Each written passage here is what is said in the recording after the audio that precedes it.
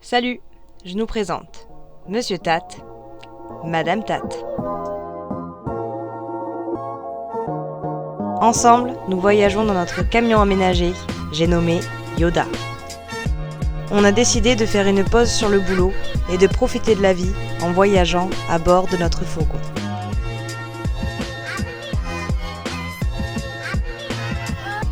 Dans cet épisode, on quitte le pays, on prend un ferry direction la Grande-Bretagne et on sillonne l'Angleterre et le Pays de Galles. Let's go! Le ferry part de Calais et va jusqu'au sud-est de l'Angleterre, à Douvres.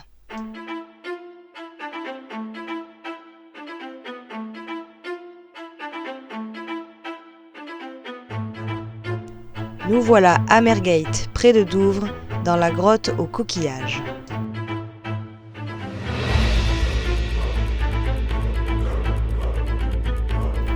Elle a été découverte en 1835, mais son âge et son but restent encore inconnus.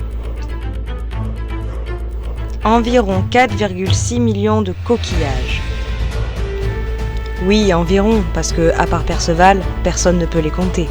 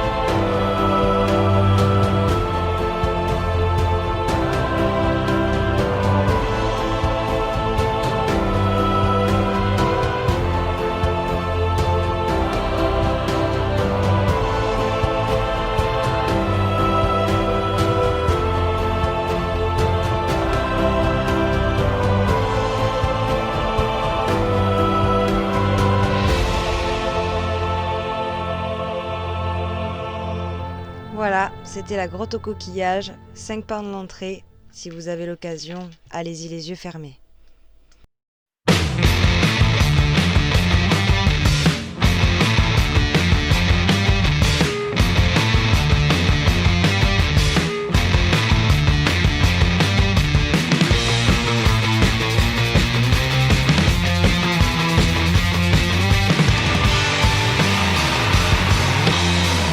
Ces magnifiques falaises blanches se situent au sud de l'Angleterre.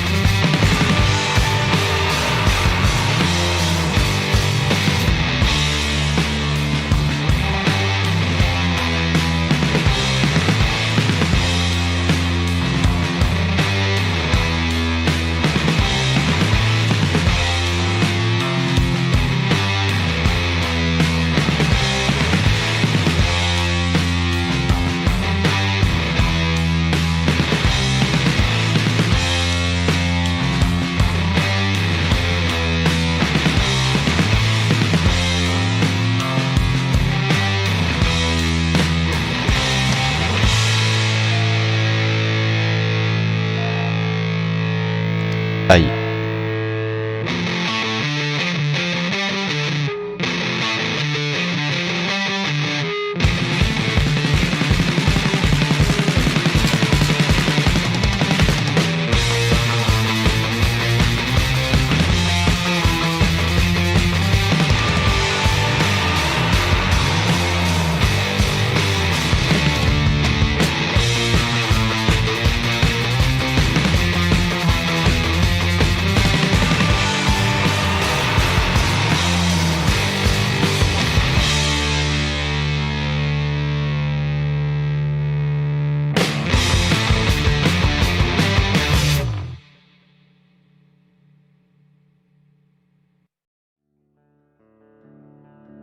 Ce monument néolithique date de l'âge de bronze, c'est-à-dire entre 3000 et 2000 avant Jésus-Christ.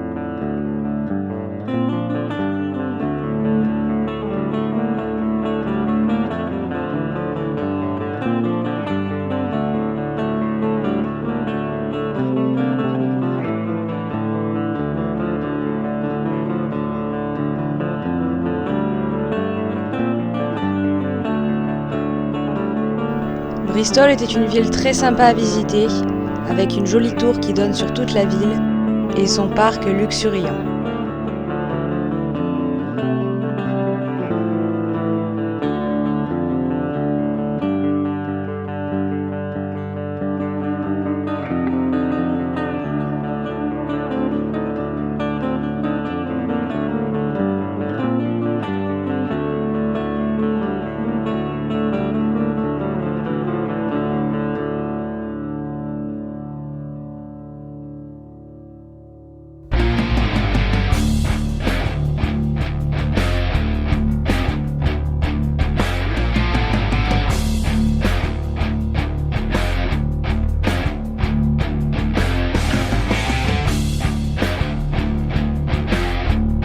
Bon, je vais pas vous mentir, même si son architecture est juste magnifique, j'ai voulu visiter cette église en tant que fan d'Harry Potter. En effet, si vous avez regardé les films, vous reconnaîtrez une partie du château de Poudlard, puisque c'est ici qu'ils ont tourné de nombreuses scènes. Si vous ne reconnaissez pas, je ne peux que vous traiter de moldu et vous inviter à apprécier l'architecture.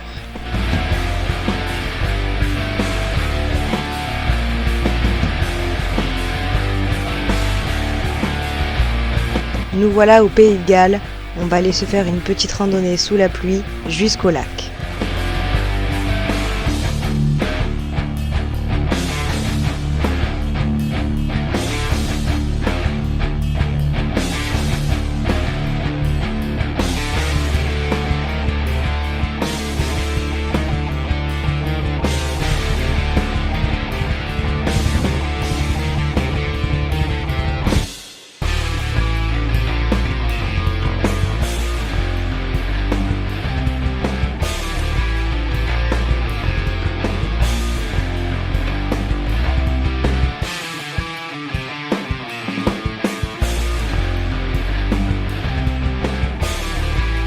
On est rentré trempé pour se réconforter, les cookies s'imposaient.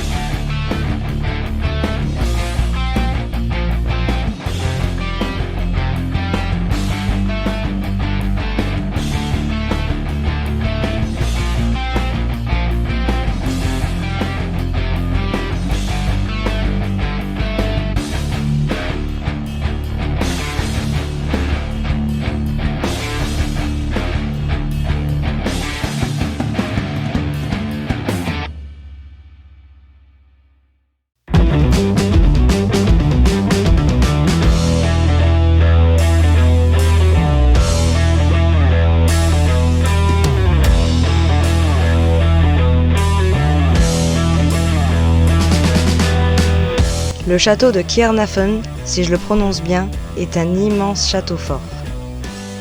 Après la conquête du Pays de Galles, le roi anglais Édouard Ier a fait construire ce château au XIIIe siècle. Il est le symbole de l'autorité anglaise sur une région nouvellement conquise. Il est bien entendu inscrit au patrimoine mondial de l'UNESCO.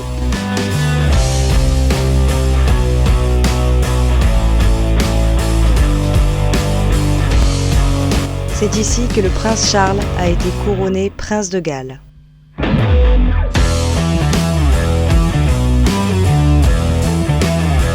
Voici les geôles, l'expression mettre au trou prend tout son sens.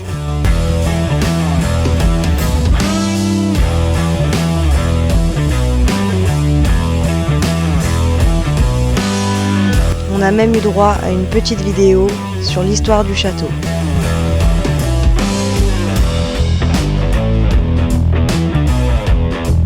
Et voici le super spot des familles.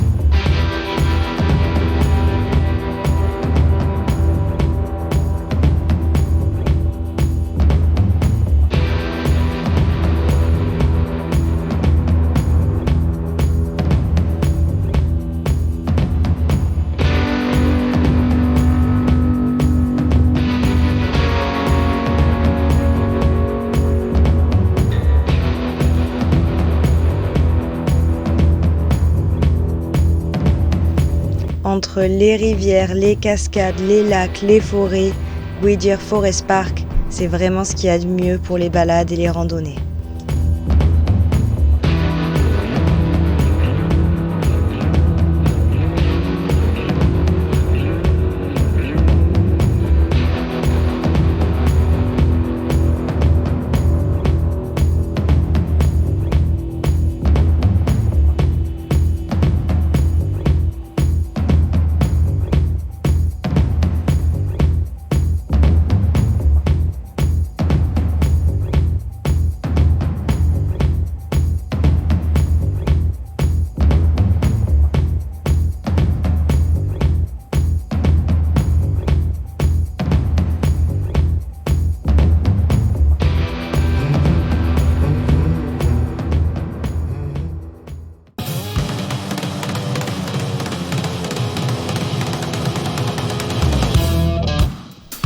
Liverpool est une ville très dynamique avec beaucoup de musées et de galeries d'art.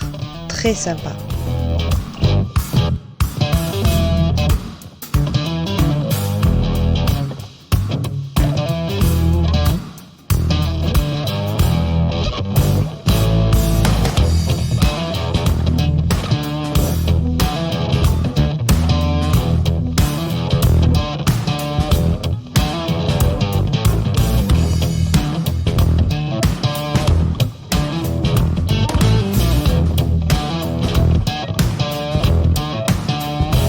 On a trouvé là-bas notre propre musée, Tate Liverpool, et même notre café.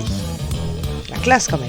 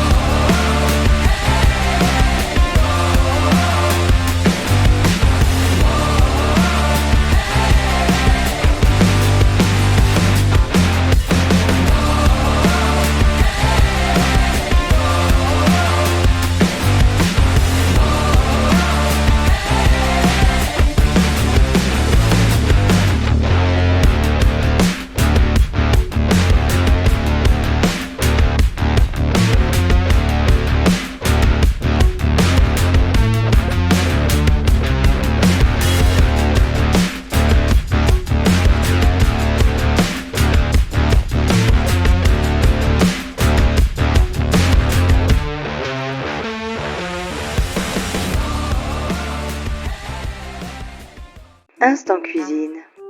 Aujourd'hui, je vous propose un plat que j'adore, sucré-salé. Le poulet curry.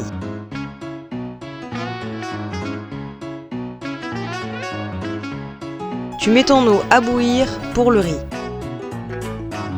Tu épluches un oignon et tu le coupes en petits morceaux.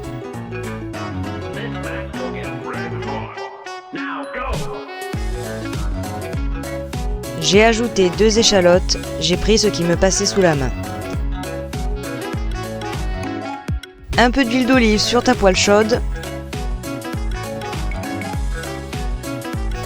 Et on envoie le mélange oignon-échalote.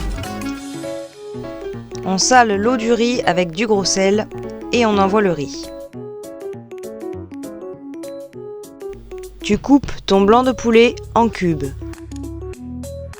Un blanc de poulet classique, c'est très bien. Moi, j'en ai trouvé déjà mariné au curry.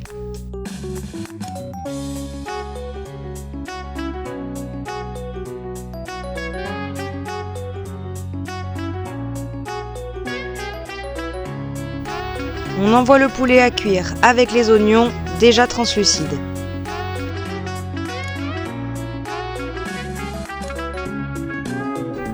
Tu laisses bien cuire à feu moyen. Pendant la cuisson, tu peux saupoudrer ton poulet de curry en poudre. Moi, je préfère utiliser la pâte de curry. Pas sûr que ça s'achète en supermarché, moi je l'achète dans un marché asiatique près de chez moi. Quand le poulet est bien cuit, tu rajoutes ta crème de coco. Si tu veux une sauce moins épaisse, tu peux mettre à la place du lait de coco.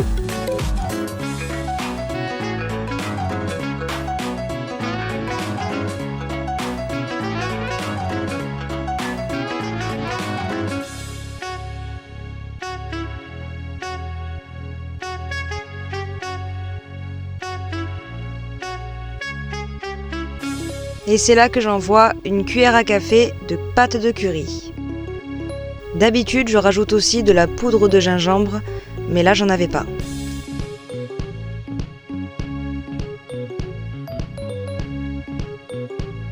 Tu baisses ton feu et tu laisses mijoter tranquillement. C'est bon, le riz est cuit.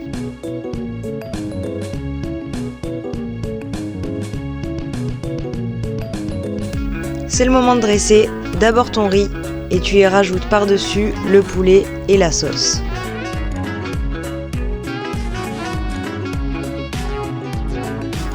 Et voilà, c'est prêt, il n'y a plus qu'à déguster.